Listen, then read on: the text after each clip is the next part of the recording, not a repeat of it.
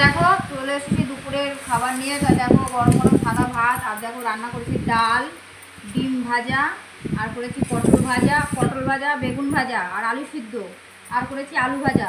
তা আমি তো জানি না তোমাদের দাদাভাই মাছ নিয়ে আসবে, তাই তোমাদের দাদাভাই ইলিশ মাছ এনেছে, জানো তো। দিয়ে এখন তোমাদের দাদাভাই বলছে আমি এই দিয়ে ভাত খাবো না, ইলিশ মাছ ভাজা দিয়ে ভাত খাবো। তাই আমি বলছি আমি এখন ইলিশ মাছ ভাজতে পারবো না, তুমি যদি ভেজে খেতে পারো তুমি ভেজে খাও। তখন যে তোমার দাদা বলছে ঠিক আছে আমি মাছ ভাজবো, আমি ভাত খাবো, তোমাদের কেউকে দেবো না, কিন্তু তোমাদের কেউকে কিন্তু দেবো না, আমি একা খাবো ইলিশ মাছ ভেজে। তো তোমাদের দাদাভাই নিজেই ইলিশ মাছ ভাজা করলো, দিয়ে এখন ভাত খাবে। তো দেখো এই দেখো তোমাদের দাদাভাই ইলিশ মাছ ভাজা করলো, এই দেখো ইলিশ মাছ তোমার দাদাভাই ভাজা ভেজে নিয়ে আসলো। তোমার দাদাভাই বলছে আমি ইলিশ মাছ ভাজা দিয়েই ভাত খাবো, আর কিছু খাবে না বলছে। তো দেখো অবশ্যই কমেন্ট করে জানাবে কেমন কেমন হয়েছে আজকে রান্না বান্না।